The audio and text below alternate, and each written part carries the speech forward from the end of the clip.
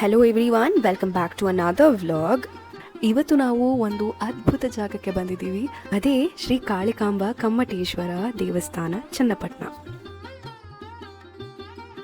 So ದೇವರೇ ಸ್ವತಃ ಒಬ್ಬ ಬಳೆಗಾರನ ಮುಂದೆ ಬಂದು ಬಳೆ ತೊಟ್ಟ ಕಥೆ ಯಾವತ್ತಾದರೂ ಕೇಳಿದ್ದೀರಾ?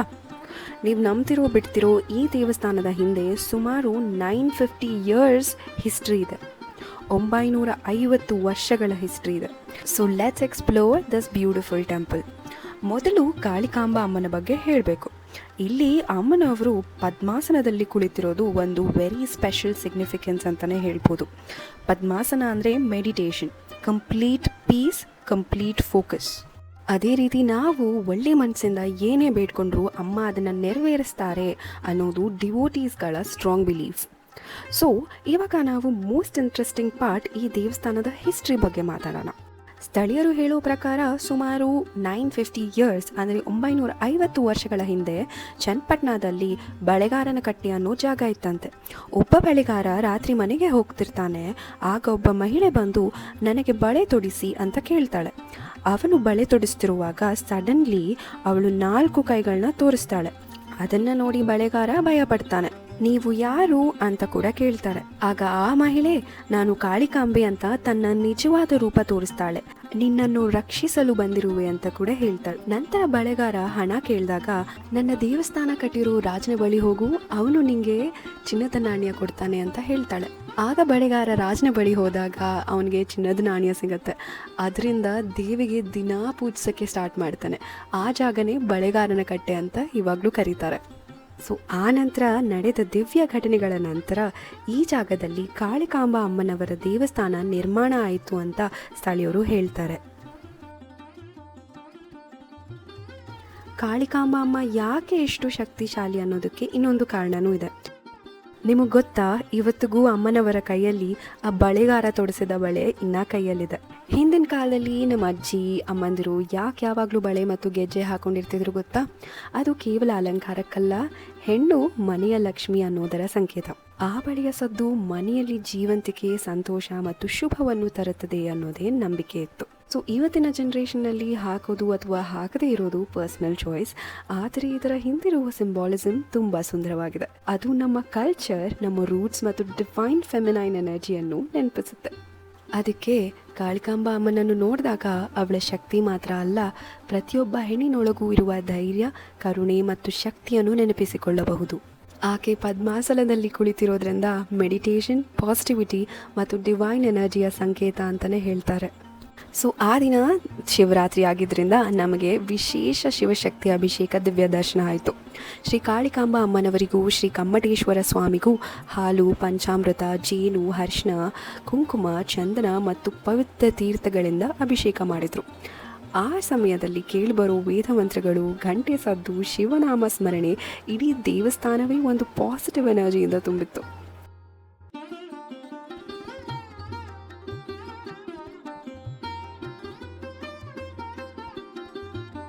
ಸೊ ಅಭಿಷೇಕ ಮುಗಿದ ನಂತರ ಅಮ್ಮನವರಿಗೆ ಬ್ಯೂಟಿಫುಲ್ ಸೀರೆ, ಆಭರಣಗಳು, ಹೂವಿನ ಅಲಂಕಾರ ಮಾಡ್ತಾರೆ. ಅಮ್ಮನ ದರ್ಶನ ಆಗಿನಷ್ಟೇ ಇನ್ನೂ ಅದ್ಭುತವಾಗಿ ಕಾಣುತ್ತೆ. ಅದೇ ರೀತಿ ಶ್ರೀ ಕಮ್ಮಟೇಶ್ವರ ಸ್ವಾಮಿಗೂ ಚಂದನ, ಬಿಲ್ಪತ್ರೆ, ಹೂಮಾಲೆಗಳಿಂದ ವಿಶೇಷ ಅಲಂಕಾರ ಮಾಡ್ತಾರೆ. ಶಿವಶಕ್ತಿ ಇಬ್ಬರನ್ನೂ ಒಟ್ಟಿಗೆ ಹೀಗೆ ಅಲಂಕರಿಸಿರುವ ದೃಶ್ಯ ನೋಡಿದ್ರೆ ಮನಸ್ಸಿಗೆ ಒಂದು ಬೇರೆ ರೀತಿಯ ನೆಮ್ಮದಿ ಸಿಗುತ್ತೆ. ಅಲಂಕಾರ ಆದಮೇಲೆ ಸಿಗೋ ದಿವ್ಯ ದರ್ಶನ, ಅದನ್ನು ಮಾತಿನಲ್ಲಿ ಎಕ್ಸ್ಪ್ಲೇನ್ ಮಾಡೋದಕ್ಕೆ ಕಷ್ಟ. ಆ ಒಂದು ಕ್ಷಣ ಸಾಕು ಮನಸ್ಸು ಶಾಂತಿಯಾಗೋಕೆ. ಅದಕ್ಕೆ ಸಾವಿರಾರು ಭಕ್ತರು ಮತ್ತೆ ಮತ್ತೆ ಈ ದೇವಸ್ಥಾನಕ್ಕೆ ಬರ್ತಾರೆ. ಭಕ್ತಿಯಿಂದ ಬೇಡ್ಕೊಂಡ್ರೆ ಕಾಳಿಕಾಂಬ ಅಮ್ಮ ಮತ್ತು ಕಮ್ಮಟೇಶ್ವರ ಸ್ವಾಮಿಯ ಆಶೀರ್ವಾದದಿಂದ ಆರೋಗ್ಯ, ಐಶ್ವರ್ಯ, ಕುಟುಂಬದ ಸುಖ, ಶಾಂತಿ ಮತ್ತು ಮನಸ್ಸಿನ ನೆಮ್ಮದಿ ಸಿಗುತ್ತೆ ಅನ್ನೋದೇ ಇಲ್ಲಿನ ಭಕ್ತರ ನಂಬಿಕೆ. ಸೊ ಇನ್ನೊಂದು ವಿಶೇಷತೆ ಏನಂದರೆ, ಇಲ್ಲಿ ಅಮ್ಮನವರಿಗೆ ಭಕ್ತರು ಮಡ್ಲಕ್ಕಿಯನ್ನು ಕೊಡ್ತಾರೆ. ಸಾಮಾನ್ಯವಾಗಿ ಮಡ್ಲಕ್ಕಿನ ನಾವು ದೇವಿಗೆ ಅರ್ಪಿಸ್ತೀವಿ. ಇಲ್ಲೂ ಹಾಗೆ ಒಂದು ಬ್ಲೌಸ್ ಪೀಸ್ ಅಥವಾ ಸೀರೆ, ಅಕ್ಕಿ, ತೆಂಗಿನಕಾಯಿ, ವೀಳ್ಯದೆಲೆ, ಅಡಿಕೆ, ಅರಿಶಿನ, ಕುಂಕುಮ ಮತ್ತು ಬಳೆಗಳನ್ನ ಇಟ್ಟು ದೇವಸ್ಥಾನದ ಸಂಪ್ರದಾಯದ ಪ್ರಕಾರ ಅಮ್ಮನವರಿಗೆ ಅರ್ಪಿಸ್ತಾರೆ.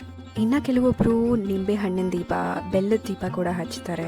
ನಿಂಬೆಹಣ್ಣಿನ ದೀಪ ಹಚ್ಚೋದೇನಕ್ಕೆ ಅಂದರೆ, ಲೈಫಲ್ಲಿ ಯಾವುದೇ ರೀತಿ ಅಡೆತಡೆಗಳು, ನಕಾರಾತ್ಮಕ ಶಕ್ತಿಗಳು ಅಂದರೆ ನೆಗೆಟಿವ್ ಎನರ್ಜಿ ದೂರ ಆಗಲಿ ಅಂತ ಅಮ್ಮನಿಗೆ ಕೇಳಿಕೊಂಡು ಇಲ್ಲಿ ಹಚ್ತಾರೆ.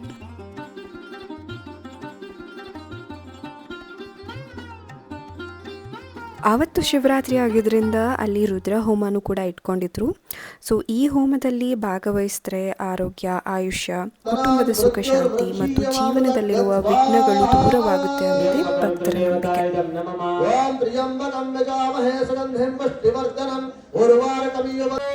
आपबुन्धन्तु जीवसे दीर्घायुत्वाय वर्चसे यस्त्वारुदाकीरिणामन्यमानो मत्तं जातवेदमुरेतमग्ने कृणवस्ये नमः सरः पशोत्पान्ते सोहोस्मै पादतस्मै स्वाहा विश्वकर्मणाय नमः ॐ विश्वकर्मान् विशाम्पतिः सरः पशोत्पान्ते सोहोस्मै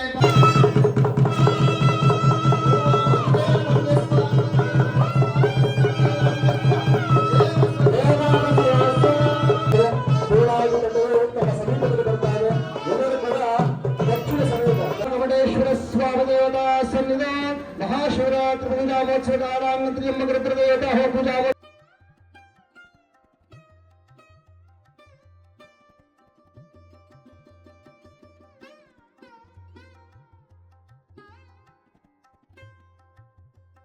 ಇದಾದ ನಂತರ ನಡೆದಿದ್ದು ಪ್ರಾಕಾರೋತ್ಸವ. ಇದು ಕೂಡ ತುಂಬಾ ಬ್ಯೂಟಿಫುಲ್ ಆಗಿತ್ತು. ಇದು ನಡೆಯೋದು ಶಿವರಾತ್ರಿ ಸಮಯದಲ್ಲಿ. ಸೊ ಉತ್ಸವ ಮೂರ್ತಿಯಾದ ಶ್ರೀ ಕಮಟೇಶ್ವರ ಸ್ವಾಮಿಯನ್ನು ಭವ್ಯವಾಗಿ ಅಲಂಕರಿಸಿ ದೇವಸ್ಥಾನದ ಪ್ರಾಕಾರದಲ್ಲಿ ಮೆರವಣಿಗೆ ಮಾಡಲಾಗುತ್ತೆ ಅಂತ ಹೇಳ್ತಾರೆ. ಸೊ ಪ್ರಾಕಾರೋತ್ಸವ ಅಂದರೆ ಏನು? ದೇವರನ್ನ ದೇವಸ್ಥಾನದ ಸುತ್ತ ಪ್ರದಕ್ಷಿಣೆ ಮಾಡುವ ಉತ್ಸವ. ಇದರಿಂದ ದೇವಸ್ಥಾನಕ್ಕೆ ಬಂದಿರೋ ಎಲ್ಲ ಭಕ್ತರು ದೇವರ ಆಶೀರ್ವಾದ ಸಿಗುತ್ತೆ ಅನ್ನೋದೇ ಇಲ್ಲಿನ ನಂಬಿಕೆ.